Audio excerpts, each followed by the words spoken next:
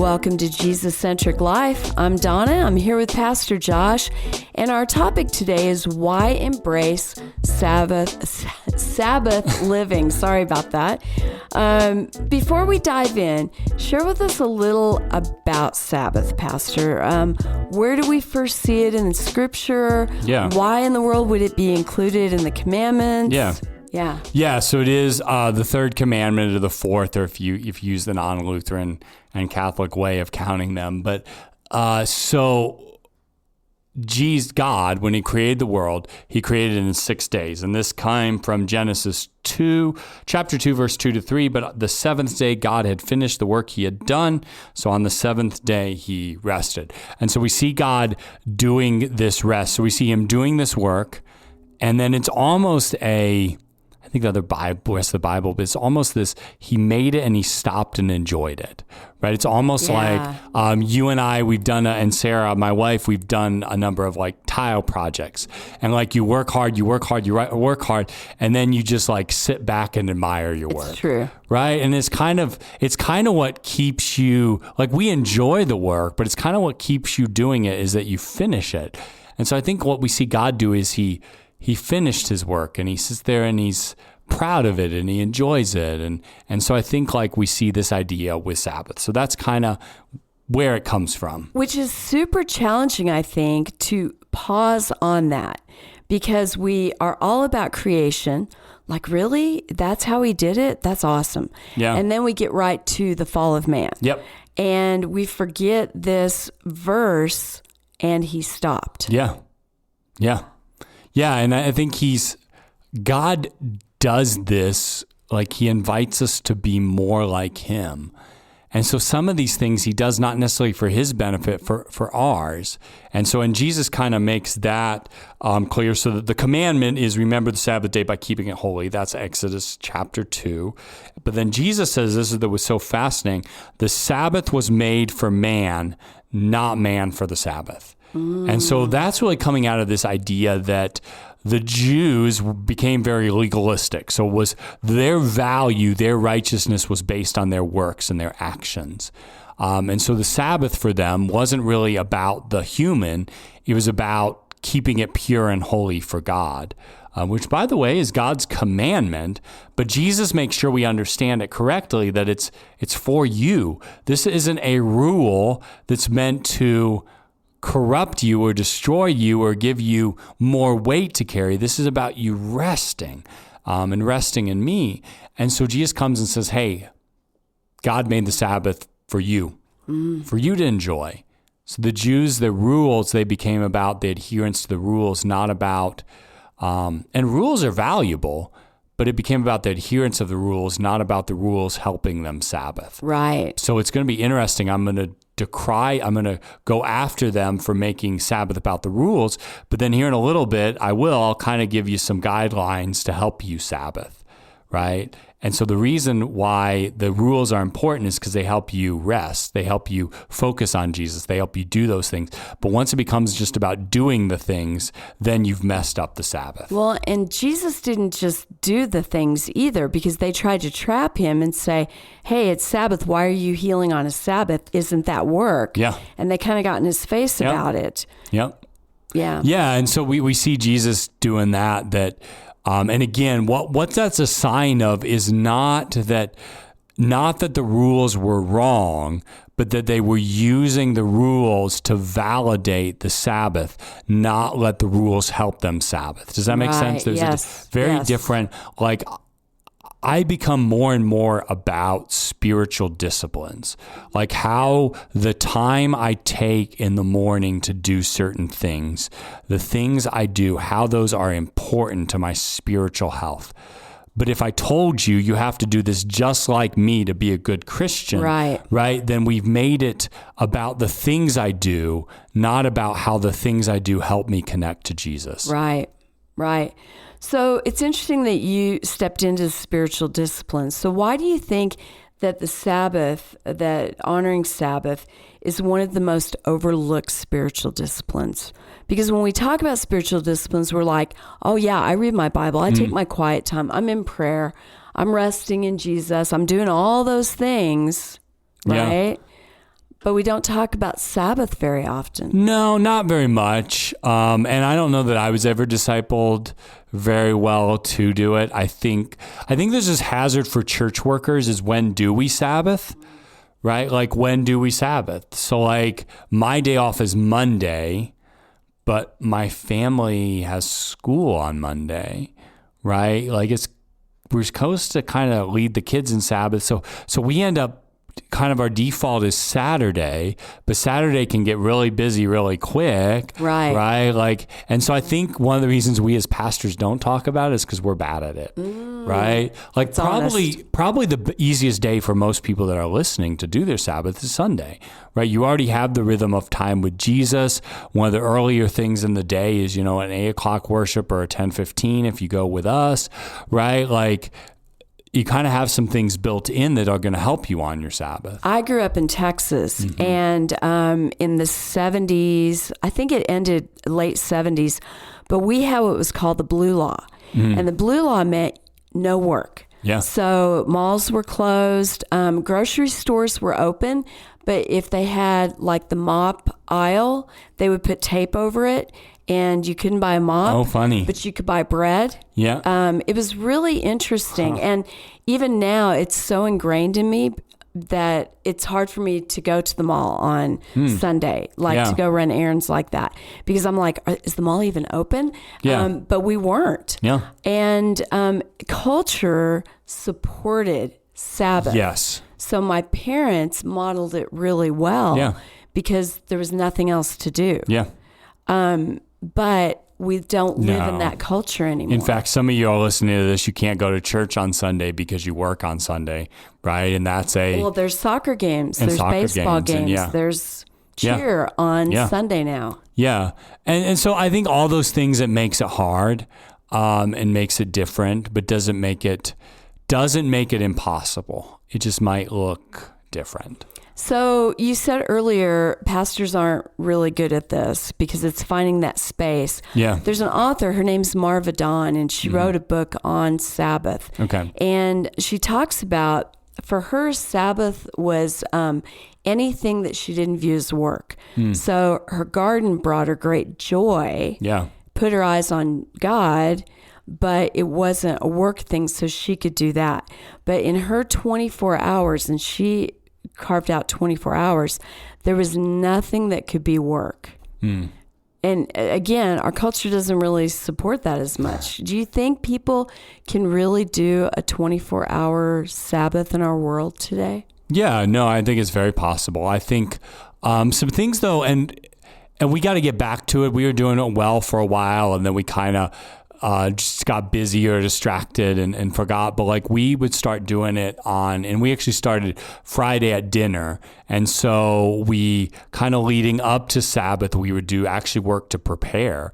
And so when the kids got home, you don't have homework on Friday right now in their grade. So they would clean the house because those things we know would gnaw at Sarah if the house wasn't clean going into. So we'd clean the house. We'd prep some food. We'd make plans on what we were going to do. And then once we hit Saturday, and a lot of times we would either have people over and hang out on Saturday night, or we would watch a movie. And those aren't necessarily God things, but it's things that bring us joy right, and allow us to slow down. And so that's kind of the criteria for our Sabbath. If we're going to do it, it's what helps us focus on Jesus and what brings us joy. Those are the things that we're going to do. And that's kind of our checkpoint. Like if Sarah's doing something that I feel like could be work, I kind of ask her, like, is this bringing you joy, or do you feel like you have to get this done? And so if you feel like you have to get it done, like it can wait.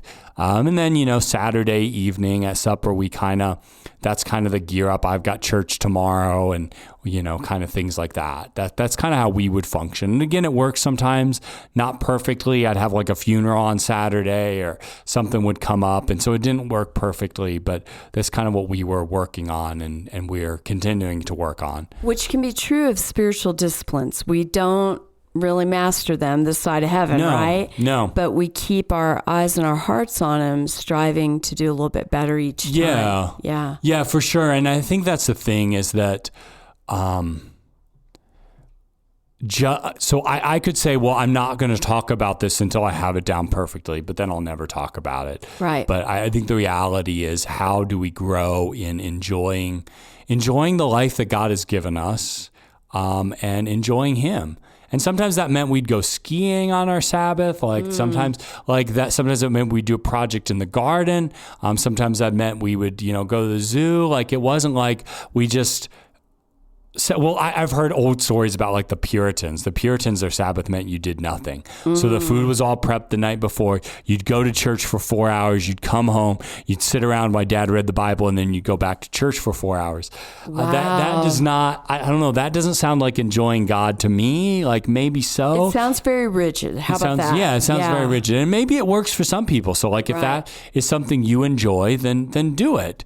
If you're going to read the Bible 4 hours instead of your one, do that on the Sabbath. But I think keep that in mind, that God invites you to enjoy Him, and a Sabbath is your opportunity to, I'm going to say it this way, to have an excuse to not do anything so you can just enjoy God. Right. Right. And so start experimenting with that. Yeah.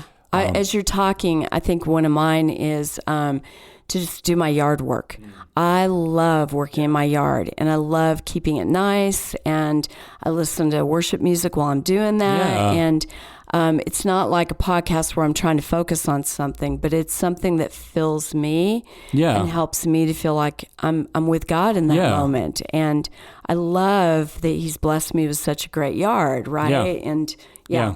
And your Sabbath should be, I get to do this today. Right. I get to do this. And again, I think, to put worship music, to put scripture readings, to put some of those spiritual disciplines, and find ways to include in your Sabbath ways that you enjoy connecting with Jesus. I think those are important, and to discover the ways you enjoy connecting with Jesus, I think that's really important. But Sabbath should be, I love the way the one author I was reading about it put it. He says that the Sabbath was the best day of our week, and we can't wait for the next one. I think to experiment with Sabbath and plan for Sabbath and work for Sabbath in a way that it's the most exciting day of your week is I think a great value to have. All right. So one of the things when we changed our name to Jesus-Centric Life, you were a little bit hesitant about that because you didn't want to get into this whole works righteous, I don't want to make people feel like, well, you got to do this and you got to do that and you got to do this. Because as we talk about discipleship, it would really be easy for our listeners to feel the weight of, now it's another thing I got to do. Last week you told me to rest. Now you're telling me to take Sabbath. Yep. I don't know what you're going to tell me next week. How do we do this thing of Jesus-centric life, be challenged by the spiritual disciplines, but not let them crush us, and not think that, that's going to make me a better Christian? How do we live in that sweet spot of just, I don't know. I don't even know what the word is. Yeah, no, it's almost to have an opportunity and not a burden. That's what I hope that you're hearing in this, is a gracious invitation to more abiding in Jesus, not a whole lot of rules that are going to crush you and make you feel like you have to do something. Or I can't do this, so I'm just going to walk away from my faith. Yeah. This is hard. Yeah, or I'm done listening to all this stuff because I feel guilty about what I'm not doing. I think what we're trying to do here, maybe this is a good analogy, to give you more handles to possibly hold. So one of the things I love to do is I love to go tubing. Tubing behind boats. So this was big in Oklahoma, although I've done it a little bit here in Colorado too, but tubing behind boats. So when you're tubing, you're on this big tube, and there's not just one handle to hold on to, there's many different handles. That's right. And so if you're good at tubing, what you understand is you don't just hang on. You actually have to move a little bit around the tube based on how you're being swung on the tube, because you have to distribute your weight correctly. Right. And so I think that's what I'm trying to do in this, is I might tell you stuff that you're like, that's really not for me in this season. Okay, great. Great. Let's talk about a different handle. Yeah. And so I think if you listen to every one of these episodes and you decide, I'm going to do all these things he said, I don't think that's going to work. I think that's going to be too much, and you're probably doing it for the wrong reasons. But if I tell you a lot of ways that you might be able to connect with Jesus more deeply, Right. maybe you're able to grab onto a few of them and find that they work really well for this season of life for you.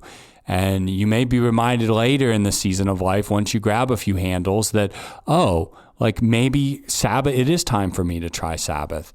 And so, does that make sense? Is that helpful? Totally. And you yourself even said, this is one that as a pastor I struggle with is Sabbath, and we're still trying to figure it out. I think there was a time when spiritual disciplines were like, you've got to attain this level of spirituality because you got to bear good fruit, right? Yeah. And much. Yeah. And I think in giving ourselves permission to grab a different handle, to try some different things, to find out what's best for you, I think it was really freeing for me. I remember hearing a speaker quite a few years ago that said, hey, prayer is a discipline that we should all embrace. And I was all in for that. And he goes, and taking a day of prayer for an extrovert is painful. Like to be locked in a room or, whatever, and just spend the whole day in prayer and journaling. Yeah, that doesn't sound good to me as an extrovert at all. He goes, so what I've learned to do is to extrovertedly pray. So I go for a walk, I go for a hike, I listen to music, I do some things that really help me to pray in a different way, pray through the songs that I'm listening to, whatever, in a way that matches my personality. Yeah. And that was like a whole new time of embracing the disciplines of, wow, I can do this in different ways. I don't have to look like a monk to pray. Yeah. I can do it in a different way. Yeah. It's a little bit what you're saying. Like, you're going to find what works for you that helps you to bear that fruit and good fruit in abundance. Yeah. I've heard one time that prayer isn't a button to be pressed, but a relationship to be pursued.